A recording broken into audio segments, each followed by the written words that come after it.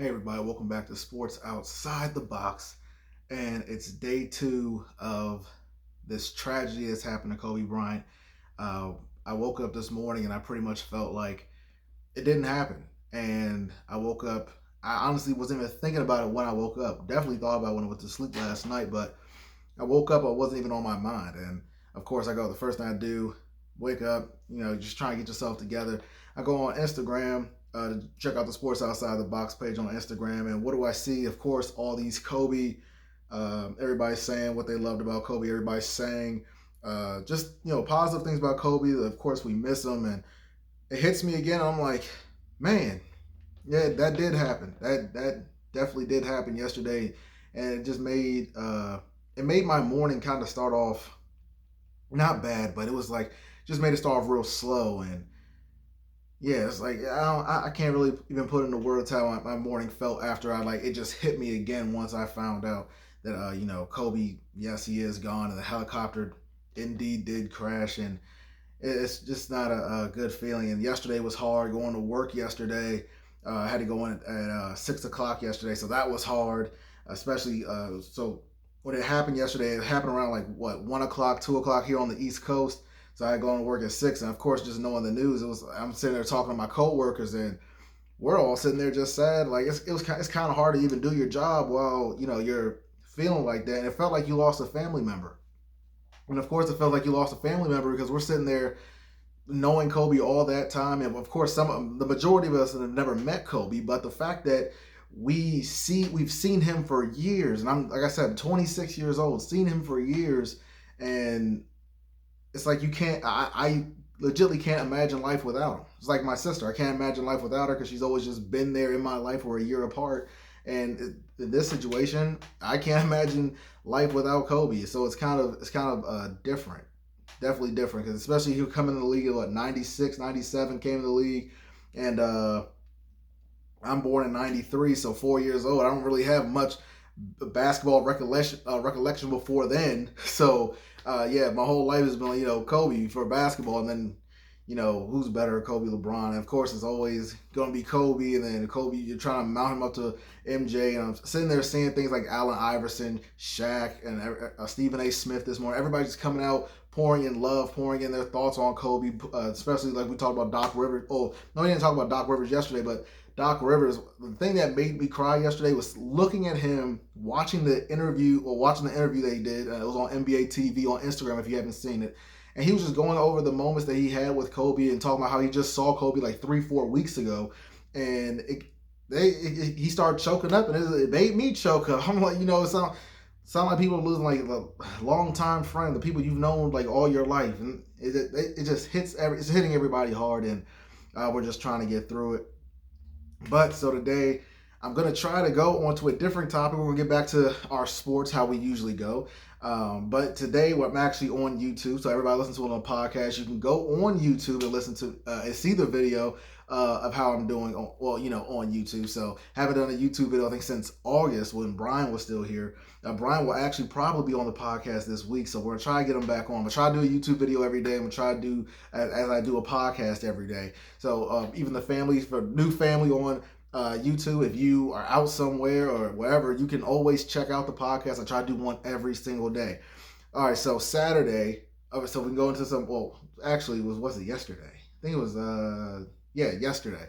So yesterday we had UConn going against ECU, and those were the women. Oh wait, this was actually Saturday. I was trying to do some Saturday work, but then yesterday, of course. So this was from Saturday. UConn ECU 98-42 women's basketball absolutely crushed it. Christine Williams, 26 points, 5 rebounds, 4 assists for UConn, and then Anna McCurrett off the bench, 24 points, 2 assists, 4 rebounds. She had a phenomenal game.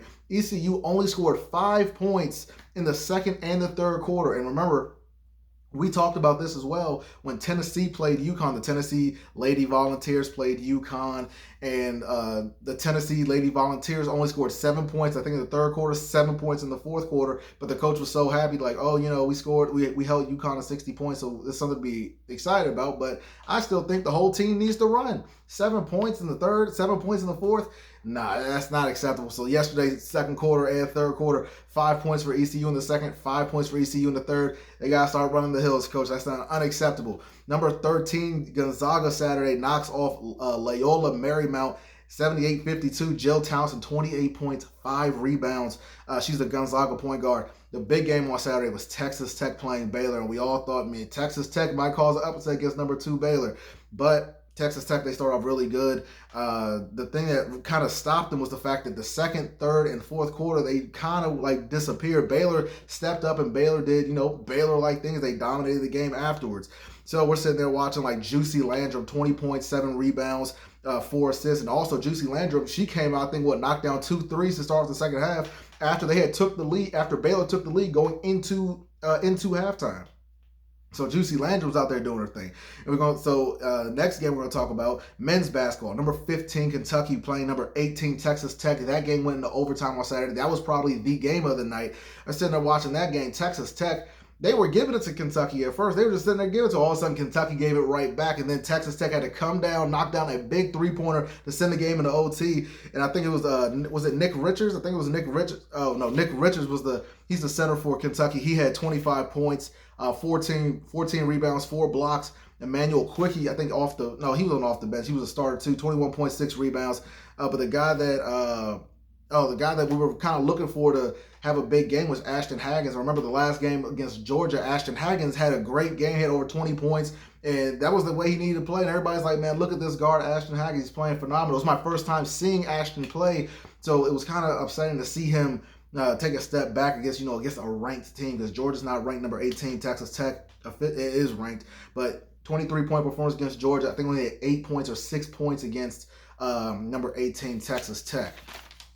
Also, some other games that happened. Number 2, Gonzaga, still men's basketball. Number 2, Gonzaga, they beat Pacific 92-59. Remember, we also talked about will Gonzaga be a number 1 seed going into the NCAA tournament? And I don't think so, because of their resume. The resume is not that great. They've only played 3 top 25 teams so far, and the team they lost to was Michigan. They almost got dubbed up and lost by 20. So Michigan, losing that big loss to Michigan, not really playing any top 25 teams. I don't know. It's kind of, I don't know if Gonzaga will be a number 1 seed this season. This for March Madness. SMU, they take down number 20 Memphis. And remember, the last game Memphis lost was against Tulsa. And Tulsa beat them, 80-40? And now all of a sudden they lose to SMU? I was like, I don't know. Maybe Memphis is trying to get out that top 25. It's going to be, I don't know. The fourth quarter was the only time that SMU even had the lead. They came back in the fourth quarter.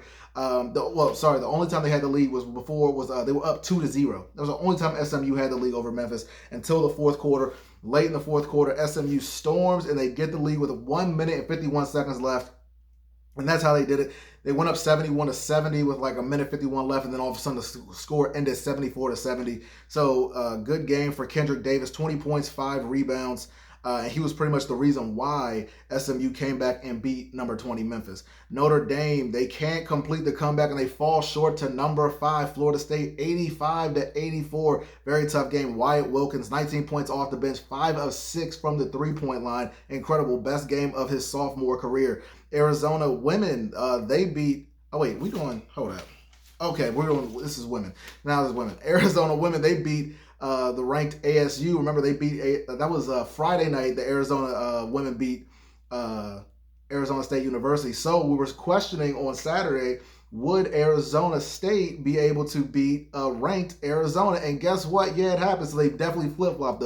The women from Arizona beat Arizona State, and the men from Arizona State beat Arizona. Both teams were ranked, and both teams that were ranked lost. So ASU beats ranked Arizona 66-65. ASU was down at halftime 43-30. They stormed back in the second half and outscored Arizona 36-22. Remy Martin led the comeback, started off the game with 7 points for ASU, and they got them the win. Number 9, Villanova. They beat Providence 64-60, a very close game. Number 16, Auburn Tigers. We know Bruce Pearl's the coach down there. They love shooting the 3-ball. Defeats Iowa 80-76. Number 24, Rutgers wins at the buzzer 75-72. That game actually That was a very early game. That was a very early game that went on. But yeah, so that was at the buzzer, 75-72. Geo Baker puts the game away. He was off the bench. He only made 2 shots the whole game.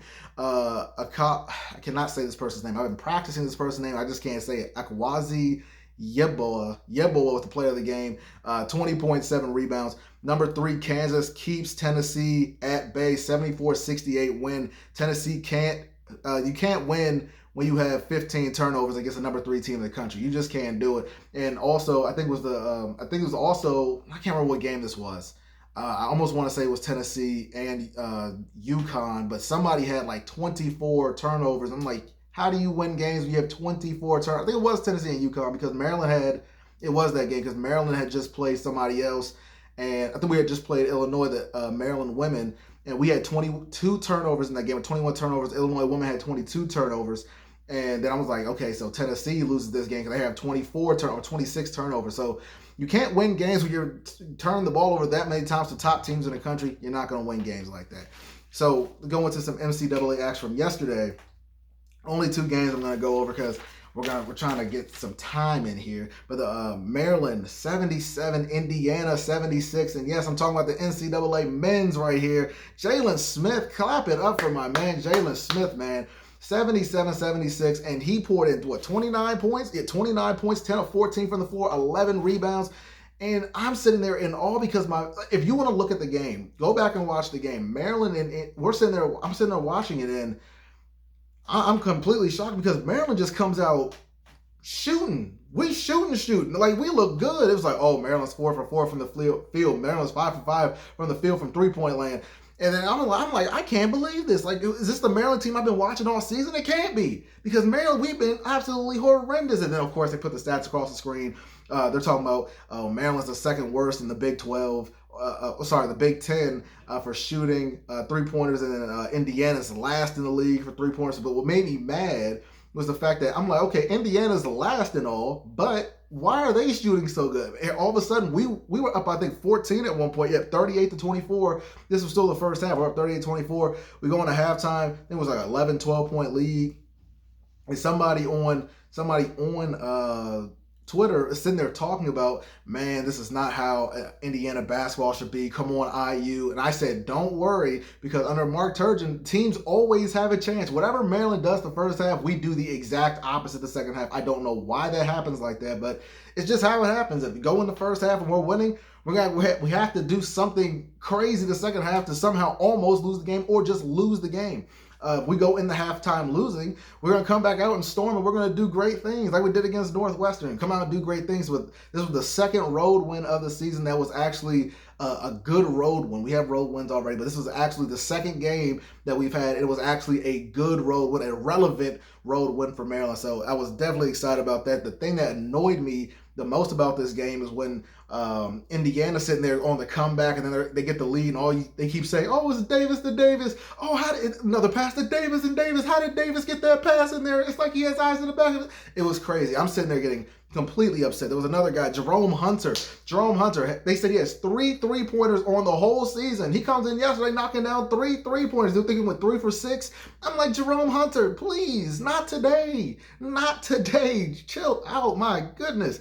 But now Maryland, since they got the win, they are 16-4. They are 7-2 in the Big Ten. So kudos to Maryland, because I'm telling you, if they would have lost the game, Jalen Smith gets the go-ahead bucket for the win, and I'm sitting there all excited. I think Jerome Hunter I think he was the guy from Indiana that tried to get the last shot up, and they missed it. They tried to get the tip in. They didn't get the tip in. But Jalen Smith, I'm telling you, 29-point performance. I can't wait to see what this kid does in the NBA. Another double-double. Clap it up for him. And the second game in a row, we're seeing him show emotion. Jalen Smith's not really a big guy that shows emotion. He's Baltimore, Maryland. He's like calm and collected type of guy. But the last 2 games is like since he showed the emotion the last game, this game he's all about emotion. He's just like showing, flexing the muscles. He's like, yeah, like we're getting out of here. We're going home. Like, I was like, okay, Jalen, y'all, they keep doing big things, big fella. Yesterday, also, the Maryland women, they get a win. Number 20 Maryland, they get a win over number 22 Northwestern. So now the men and women have beaten Northwestern once this season. Maryland wins 70-61. Ashley Owusu, she was my player of the game. 13 points off the bench, five assists, 3 rebounds. Stephanie Jones, she was a player of the game. 14 points, 11 rebounds. Maryland took the lead in the third quarter when Owusu hit 2 free throws, took the lead. We never looked back. We went out there and got the win. So I was definitely happy about that, especially, yesterday. That happened yesterday, so I needed something to be happy about yesterday. So going to some NBA action. Oh, this is the other games. Hold up.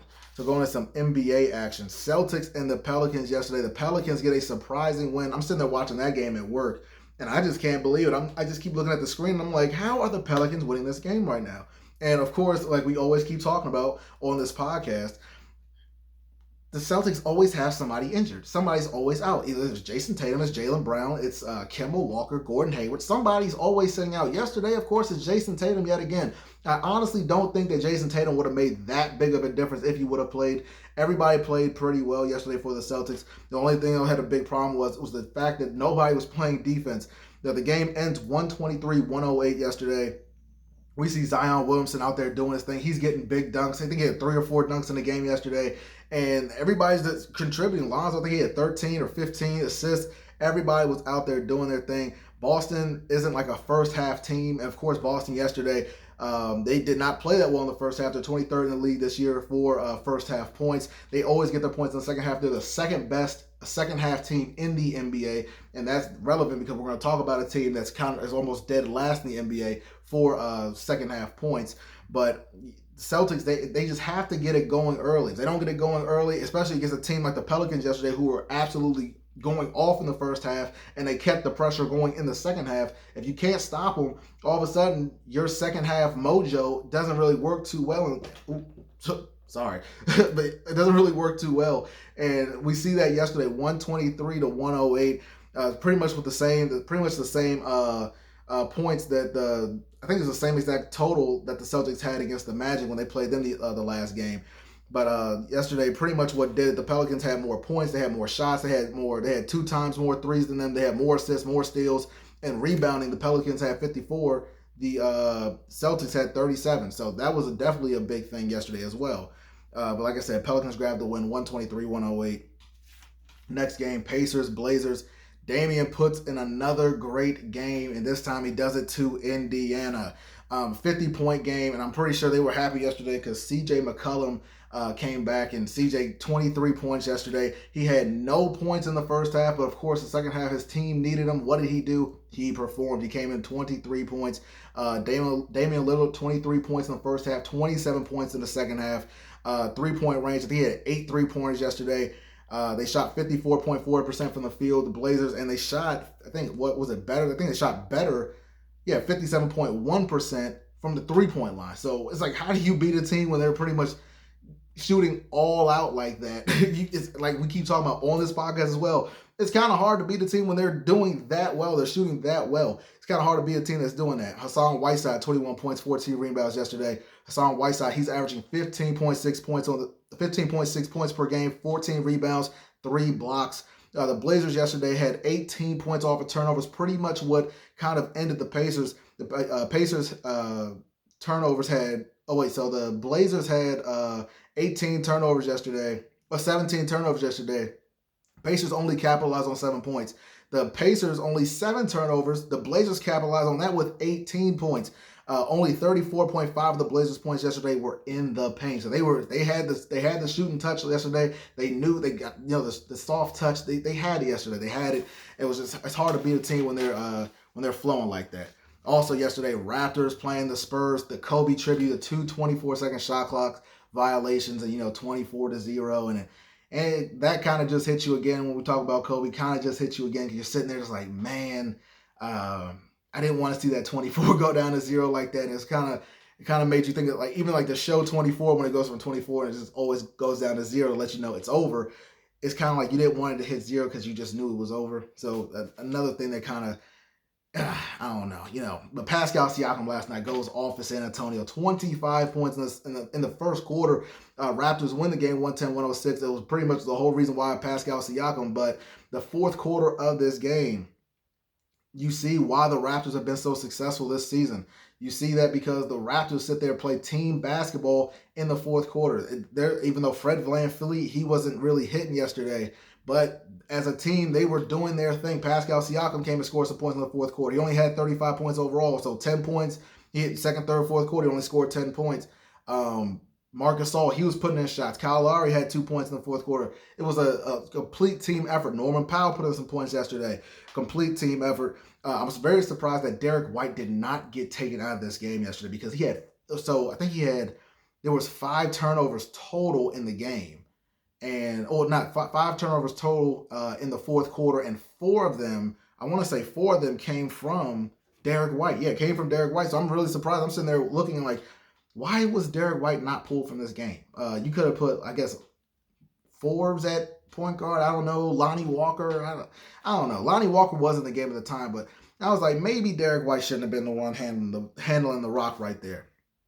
But yeah, now Spurs, after that loss, they are 12-12 at home this season. The Raptors look very impressive on the road. They only have 5 road losses on the road this season, so very impressive for the Raptors. Also, we look at the Clippers at the Magic. Clippers 112, Magic 97. Kawhi was definitely being the claw last night. People could not get their shots up. Evan Fournier, 5 of 19 shooting. Remember, Evan Fournier is having the best. He's having the best season of his career. But not last night. 5 of 19 shooting. He had 18 points last night. The whole Clippers, they kind of like just locked down. But of course, that's what we're going to talk about. Where teams have the second, where you're like your first half points and your second half points. Because yesterday we sitting there looking at the Magic. The Magic are like one of the best first half teams in the NBA, but the second half is like they're one of the absolute worst. They are 29th in the league for second half points. If you want to look at the Clippers are top 10. They just played the Boston Celtics. The Magic just played the Boston Celtics, where the Boston Celtics are top 10. Kemba Walker went off on them. Kawhi goes off on the Magic as well. And it's like when you're a second half team, when you're a first half team and you can't finish in the second half, it makes everything that much harder. I think the last 6 games, the Magic have been over 100 points 2 times. They are 1-5 in their last 6 games. So the Orlando Magic, I was like, I don't know what they need to do. I don't know who they need to go get. And that's why I said maybe they need to go back out. They need to go venture off and get Derrick Rose. I would like to see Derrick Rose play in Orlando. I don't think it'll be a bad trade or transaction or acquisition for the Orlando Magic at all. I like Markelle Fultz. DJ Augustin, I believe he's still down there as well. But Derrick Rose, he's scoring like 20 points a game right now, 22 points a game. You need somebody to come in and you need somebody to help you out because the bench is not really helping you out. You can't rely everything on Nikolai Vucevic. You can't rely everything on Aaron Gordon. And when Evan Fournier is getting locked down like he was yesterday, not hitting the shot, scoring 5 of 19, you need somebody else that can come in the game and help out at a guard position and help score. And that's just not what was happening yesterday. And I'm tired of I had to see Steve Clifford get up there do post-game interviews talking about 2 games ago, if we play defense like this, we're going to lose every night. The last game against Boston, Kemba, it's a hard shooting team. If we can't go out there and shoot, we can't go out there and win. You can't go play good for one half and play bad the second half. And this game, they did the exact same thing that he said you can't do. So it's like, it looked like they improved from the last time, from the 2 games ago. But this game against the Clippers, it was like, what happened? They're one of the best defensive teams in the NBA. But the scoring is definitely a problem. They play the Miami Heat tonight. That's going to be a big game because, Miami has only lost 2 games at home, but Miami's also 28th in the NBA for second half points. The Orlando Magic are 29th in the league for second half points. But the fact that the Miami Heat are so good, they're so not diligent. They're so, I want to say tenacious kind of at home. It's hard to beat the Miami Heat at home, 20-2 on the season. So it's the Magic. It might be 1-7. Might be 1-7 after today for the last. No, they might be 1-6 for the last 7 games after today. Some other things going on. Where's the paper at? Where did I put that paper at? Oh, there it is. Oh wait, there it is. All right. So some things going on today. We have the Oh, wait, so sorry. Other NBA games that happened last night. Rockets, Nuggets. No James Harden, so the Rockets lose 110-117 to the Nuggets. The Nuggets bounce back because Michael Porter Jr. finally back. Gary Harris, I think Gary Harris might need to get traded. He might need a different change of scenery. He's having the worst season of his career compared to, if you want to compare to his rookie year. Last year and his fourth year and this year, his fifth year, have been pretty bad. His sophomore year in the NBA, his sophomore year was better than last year and this year. He's been degressing, or he's been like it's just been going downhill for him. So I don't know if he needs to change the scenery or what's going on. He only has 4 games with 5 assists or more this season. Only 6 games with 5 or more rebounds. He has 19 games, I believe, 19 games with between 0 and 9 points, 19 games between 10 to 19 points, and only 1 game over 20 this whole season. And we remember, I think it was year 3 or year 4 where Gary Harris was averaging 17.2 points a game. So it is definitely something's off with him. I don't know what's off, but something's off. The Knicks win 110-97 over the Nets. No Kyrie Irving for the Nets. Marcus Morris, 21 points. Julius Randle, 22 points, 15 rebounds. The Knicks out-rebounded the Nets by 12 boards and had 7 more offensive rebounds. The Hawks beat the Wizards yesterday, 152-133. The Grizzlies beat the Hawks. The Hawks beat the Wizards, 152-133. The Grizzlies beat the...